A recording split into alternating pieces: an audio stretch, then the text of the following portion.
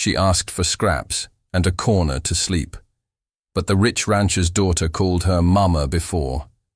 The sun bled across the mesas, dripping gold and red over jagged stone like molten fire spilling into the dusty veins of the town. Wind whispered through the canyons, carrying the scent of dry earth and charred sage. Somewhere beyond the horizon, a bell tolled, a hollow, lonely sound that quivered through the air. A girl moved along the cracked dirt road, her bare feet scraping against stones sharp as knives, each step slow, hesitant, her ribs pressing against frayed cloth that barely clung to her small frame. Hunger twisted her stomach into knots, her shadow long and trembling in the late light. She paused at the edge of the Baron's estate, eyes wide with a mixture of fear and need. Horses stamped in the corral, their breath puffing like steam in the cooling air. The metallic tang of leather and gunpowder stung her nose, mingling with the faint smoke from the distant kitchen chimneys. She swallowed, the dry taste of dust coating her tongue, and took another step forward. The gates loomed tall, cold, unyielding, a wall between the world she knew and the world she dared not enter. Inside, Lydia watched from the window, perched on the worn sill like a hawk surveying the plains. Her golden hair caught the dying sun, a halo tinged with defiance and mischief. She had noticed the girl days before, a shadow threading through town, eyes hollow but unbroken. Now, seeing her collapse against the fence, Lydia felt a strange pull in her chest, a mixture of pity, curiosity, and an unfamiliar longing. The girl raised a trembling hand and knocked softly. The sound was swallowed by the sprawling silence of the estate, but somewhere in the hall, laughter erupted. Deep, harsh, commanding. The Baron's voice rolled over the land like thunder. "Send her off! Beggars don't belong in my yard!" The girl flinched, pressing herself against the fence as if the wood itself might shield her from authority. Lydia's heart thudded painfully in her chest. She slipped from the window, moving quickly but silently down the stairs, the floorboards, groaning under her careful weight. She carried a loaf of bread, warm and fragrant, and a thin blanket, patched and faded. Her hands shook, not from fear, but from the enormity of the act she dared to commit. She set the items at the girl's feet, stepping back into shadow as though retreating from both danger and desire. The girl looked up, wide-eyed, breath catching in her throat. She whispered, barely audible over the wind, "Thank you." Her voice trembled like dry leaves skittering across the yard, fragile, almost dissolving into the dusk. For a moment, the world seemed to pause. Horses snorted softly, wind held its breath. Even the sun lingered over the horizon, spilling amber over the land like a benediction. The Baron's laughter still echoed somewhere deep inside, but it felt distant, powerless. The girl, stomach growling and body aching, tucked the bread into her arms and wrapped herself in the blanket. She pressed her face to the rough cloth, inhaling warmth and the faint scent of home she had never known. A spark of trust ignited in her chest, tentative and trembling.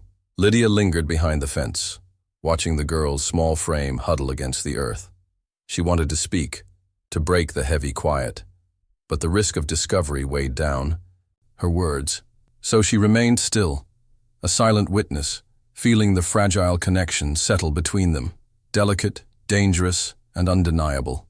Above them, a hawk circled, wings cutting through the dying light like a silver knife. Dust swirled in, eddies along the path, carrying whispers of things unsaid, promises unspoken.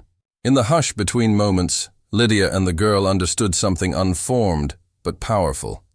They were not alone, not entirely. In a world hardened by wealth, cruelty, and sun-scorched earth, they had found a corner of warmth, a fragment of belonging. The sea. Wind shifted, carrying the first chill of night. The sun sank fully, leaving the mesa in shadow, painting everything with a muted, haunting glow. The girl hugged the blanket tighter, her eyes flicking toward the house where Lydia had disappeared. A seed had been planted, a forbidden bond, delicate as spider silk, resilient as the wind-bent grass. It would grow, slowly, dangerously, and carry them both into storms they could not yet imagine.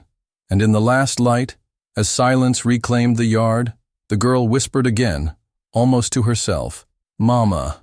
The word trembled in the air, fragile, daring, and full of unspoken hope. Night fell like a velvet curtain over the Baron's estate, heavy and suffocating, pressing the air down into corners where shadows pooled. The wind rattled the shutters. A hollow, persistent groan, like the building itself, whispered secrets of wealth and cruelty. The girl slipped across the polished floorboards, bare feet silent but trembling, her small frame hunched beneath a threadbare blanket that smelled faintly of dust and bread. Every step creaked under her weight, echoing through hallways lined with paintings she would never own, rooms too grand for one who had known only hunger. She sank into the corner Lydia had prepared, pressing herself to the wall. The fabric of the blanket scratched her skin, rough but comforting, a fragile barrier between her and the cold, empty expanse of the house. She hugged her knees, eyes wide, alert to every sound, the settling of wood, the faint whisper of the wind through the chimneys, the low snore of the Baron somewhere in the shadowed hall. Sleep came in broken fragments, haunted by the gnaw of hunger, the sting of past betrayals, the cold indifference of the world outside. Across the room, Lydia crouched behind the edge of a heavy oak table, heart hammering like a drum in the quiet. Her golden hair fell over her eyes as she watched the girl, a careful observer of fragile courage.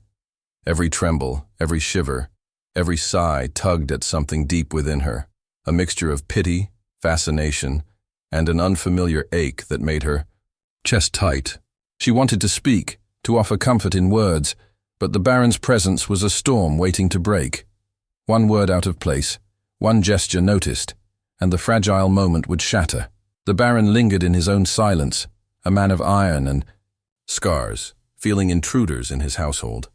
Not just the girl, but the danger she brought into his daughter's heart. His gaze was invisible yet felt, sharp and patient, circling like a hawk overhead. He rarely spoke, but when he did, it was with the precision of a bullet, words measured and lethal. Even in his absence, the tension of his authority was palpable, pressing against the walls, against the floor, against Lydia's racing pulse. In the dim light of a single oil lamp, Lydia moved cautiously.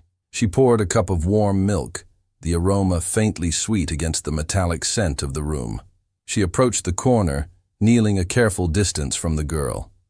Her voice was a whisper, almost lost to the groaning wood and wind. "Drink. It'll warm you." The girl's eyes, dark and haunted, lifted briefly, reflecting the flickering light. She took the cup with tentative fingers, sipped, and let the warmth seep into her bones. Later, Lydia told stories in low murmurs, voices that barely rose above the sighing wind. She spoke of horses galloping across sun-drenched plains, of sunflowers that bent toward the sky despite storms. The girl listened, eyes heavy, absorbing the gentle cadence of words that painted worlds she had never known. Each story, each gesture was a tether, drawing the girl closer, binding them in a fragile intimacy. Halls. The girl's breathing slowed, shallow and steady, the blanket pulled closer around her. Lydia remained at the edge, silent and vigilant, watching, feeling the pulse of life she had never known, and guarding it fiercely against the unseen threat. A loose shutter banged against the frame. The girl startled, clinging to the blanket as if it were armor. Lydia's hand hovered in the space between them, fingers trembling. "It's all right. I'm here," she whispered. The words barely left her lips, but they carried weight enough to calm trembling shoulders, to anchor the girl in a world of fleeting safety. And as night deepened, thick and unyielding, the girl's eyes closed finally, surrendering to sleep in the corner of the silent house. The word "Mama" hovered in the quiet, fragile, dangerous, and sacred. A single ember of trust, glowing faintly against the darkness. Outside, the wind roared, the house groaned, but within that corner, a bond had been forged, delicate and defiant, waiting for the dawn. The sun rose over the mesa like a watchful sentinel, burning gold and orange into the cracked earth. Dust swirled in lazy eddies across the town. carried on a wind that smelled of sun-baked clay and distant smoke. Rumors had begun to seep into the narrow streets, whispered between shutters and fence posts. A beggar girl wandering in the Baron's estate, her shadow threading through halls she did not own. Townsfolk lingered at doorways, eyes flicking toward the horizon where bounty hunters, sleek and patient, moved like predators through the dust. The girl's past, a patchwork of hunger, betrayal, and stolen bread, reached out like claws, threatening to drag her into a life she had barely survived. She moved carefully across the yard, bare feet leaving dark prints in the dry soil. Bruises and ragged cuts traced her arms, reminders of nights spent running from indifferent towns, from men who saw her as nothing more than profit or mischief. Yet beneath the exhaustion and scars, a quiet strength gleamed in her eyes, unspoken and unyielding. Lydia, watching from the edge of the veranda, felt her pulse quicken at the sight. The girl's defiance, small yet impossible to ignore. Ignoring the Baron's watchful eye, Lydia slipped out into the yard, toes brushing against the warm dirt. Her dress trailed behind her, golden in the harsh light, a stark contrast to the girl's tattered gray. They met at the edge of the corral, where the wind tossed dust and dry grass like confetti over broken fences. For a few stolen moments, they were free, laughing as they ran across sun-scorched fields, the girl's bare feet kicking up sparks of earth, Lydia's laughter mingling with the wind. Above them, a hawk circled, wings slicing the sky, its shadow flickering over their faces like an omen or a blessing, yet freedom was fleeting. From the hall, the Baron's shadow stretched long across the veranda, eyes sharp and unforgiving. Bread disappeared from tables, blankets were out of place, and Lydia's cheeks flushed pink with the thrill of defiance. Each infraction, each small rebellion, was a spark that threatened to ignite a fire the estate could not contain. The girl glanced at Lydia, smiling, a momentary shine cutting across the exhaustion in her eyes.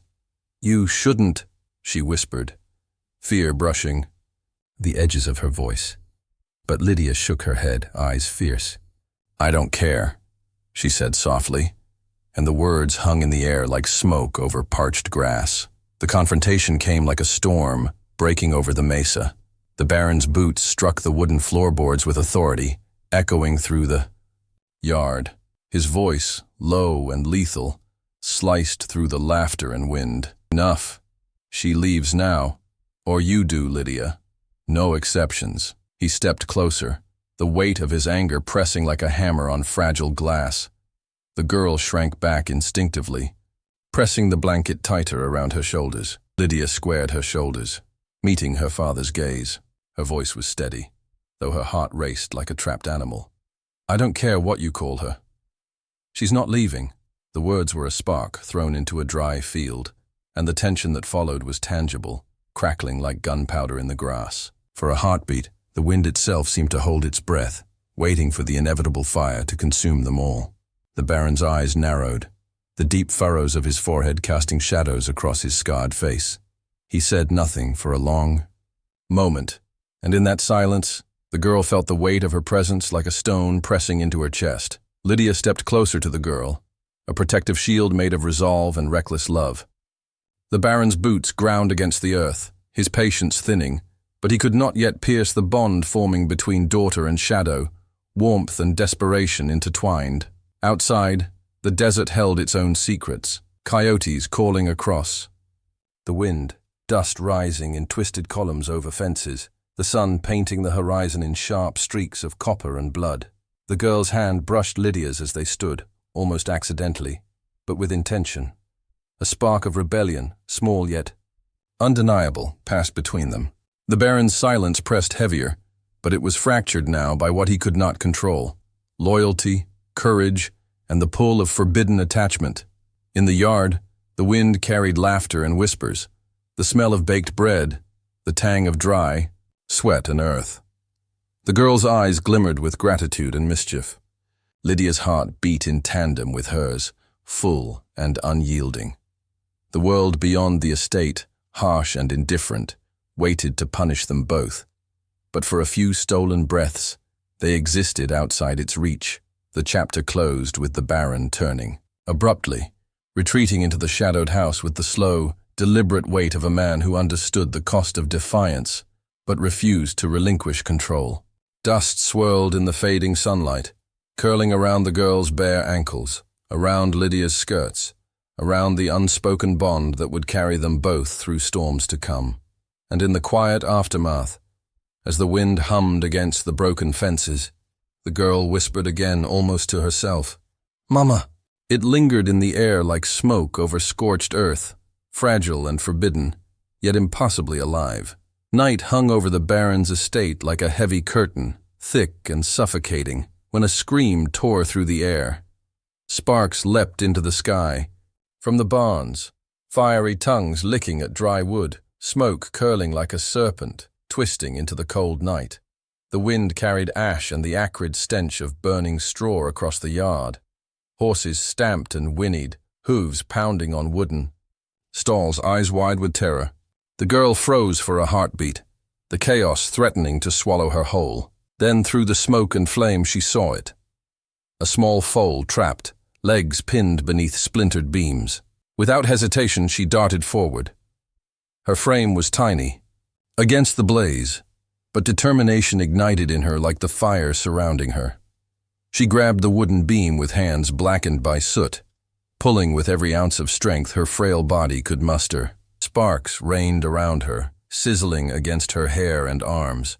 Her breaths came in short, sharp bursts, mingling with the crackle of the inferno. And yet, she did not falter.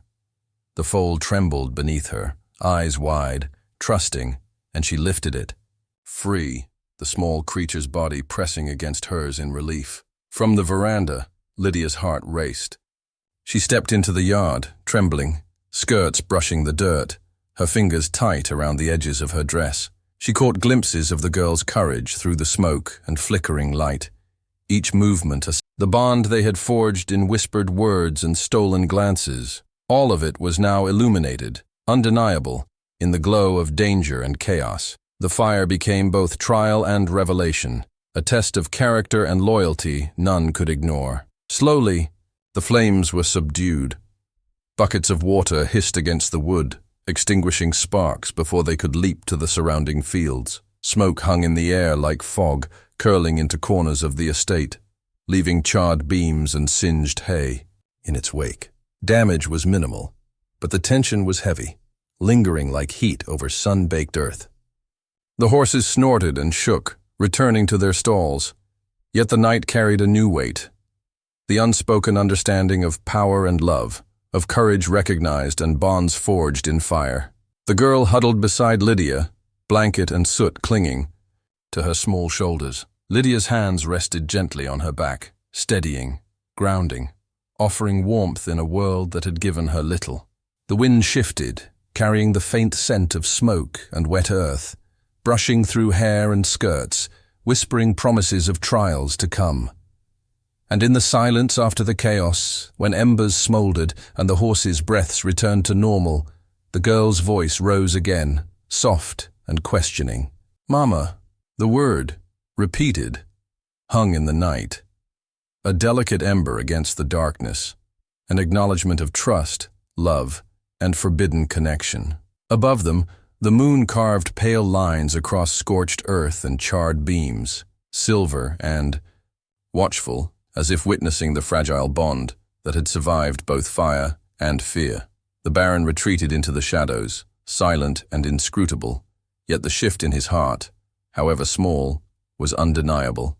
The balance of authority, love, and loyalty had altered irrevocably, and the night would carry that truth into the days to come.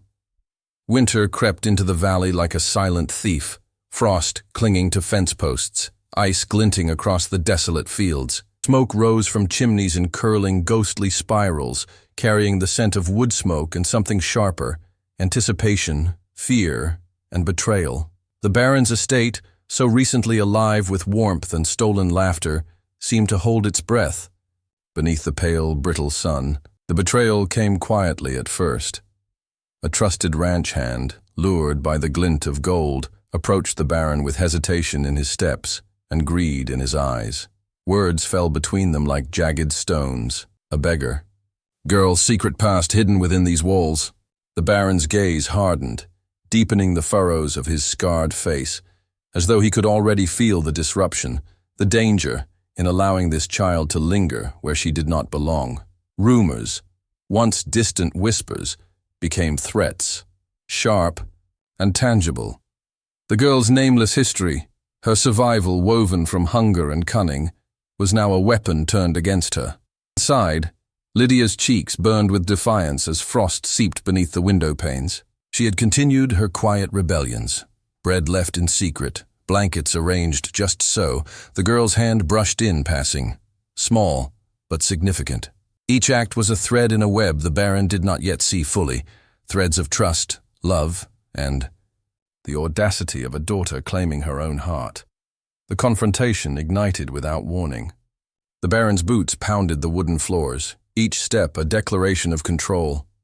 His voice was ice, cutting through the silent halls. Enough, Lydia. This ends now. His eyes, sharp as steel, bore into her, cold and unyielding. Lydia's pulse thundered like a trapped stallion, yet she did not flinch. She stood, shoulders squared, chest rising with breath caught between fear and resolve. The girl, small and fragile against the shadow of the Baron, trembled at first, instinctively curling inward. But Lydia's steady gaze anchored her, grounding. Her in courage she had not yet claimed. She spoke, voice soft but unwavering, revealing pieces of herself. The nights spent hungry, the stolen bread, the faces she had seen vanish in darkness. Her words hung in the hall, delicate, yet resolute, each syllable a nail hammered against the door of judgment. The Baron's jaw tightened.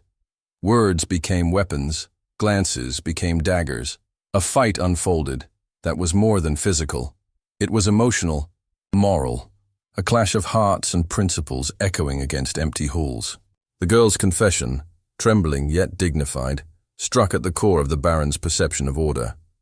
Lydia defended her with a courage born of love, her voice unwavering. You cannot see what she carries in her heart. You do not see me, either.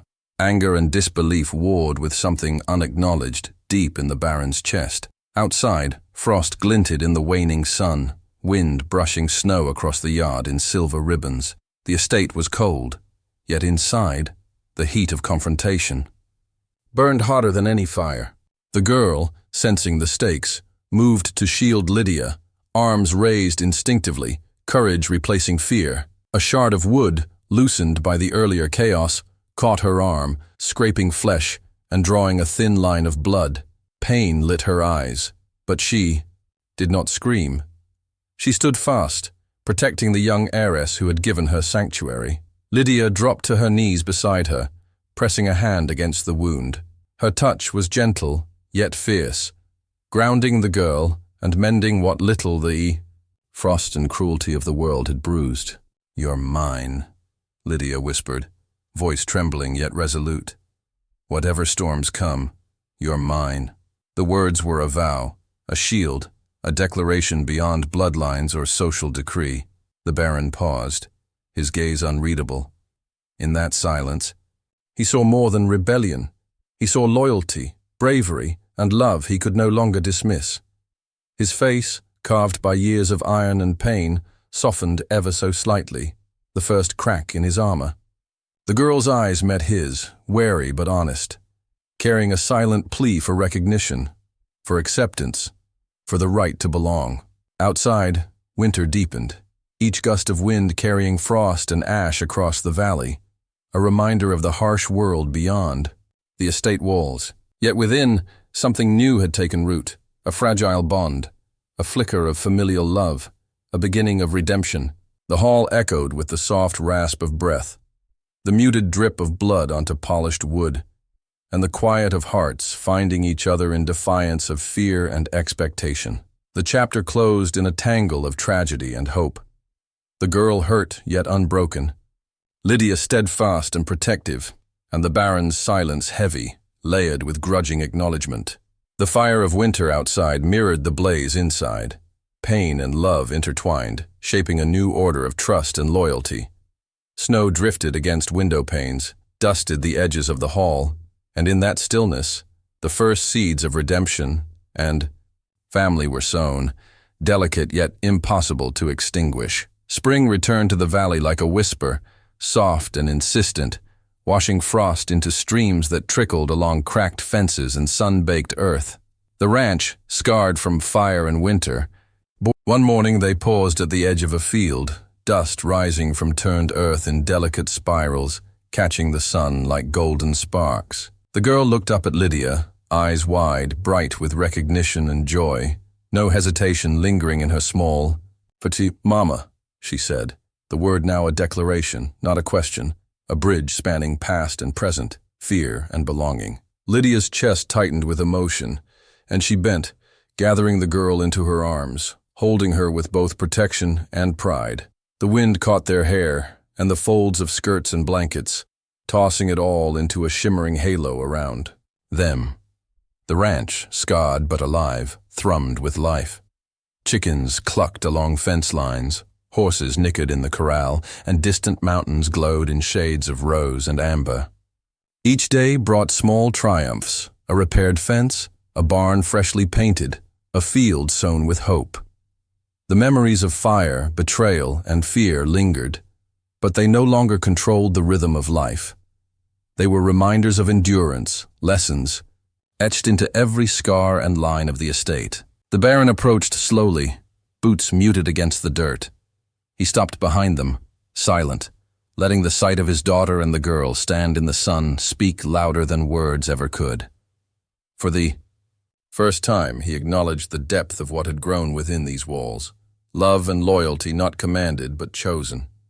He nodded once, faint, nearly imperceptible, but the gesture carried weight heavier than any order he had ever given. The girl, soot and dust long gone, bare feet now steady on fertile soil, lifted her head. Lydia's hand found hers, fingers entwining, a connection forged through hardship now unbreakable. They watched the wind ripple through fields of new grass, dust rising like tiny golden storms, with each step of grazing horses. The sunlight spilled over them, casting long, soft shadows that merged and intertwined, a visual echo of the bond they had fought to protect. No words were needed, yet everything was spoken: trust, love, resilience, and the triumph of belonging. The world beyond the valley still waited, indifferent and harsh, but for now, peace reigned. Redemption was not announced with fanfare. It arrived quietly, in the warmth of sun on the skin, in dust motes dancing through golden air, in hands held and hearts recognized. The chapter and the story closed with gentle reverence. The girl, confident and free, called Lydia Mama once more. No fear, no hesitation, just truth in its purest form. The Baron watched silently, understanding. At last that love, earned, shared, and chosen, was stronger than any wealth or decree. They stood together, watching dust rise from the fields, wind twisting through hair and skirts, the horizon wide and open, a canvas for lives rebuilt. And as sunlight washed the ranch in warmth, scattering shadows across barns, fences, and furrowed fields, a promise lingered in the air. From hardship, from fire, from betrayal, redemption could bloom. From scars, laughter and love could grow. From dust, a legacy could rise.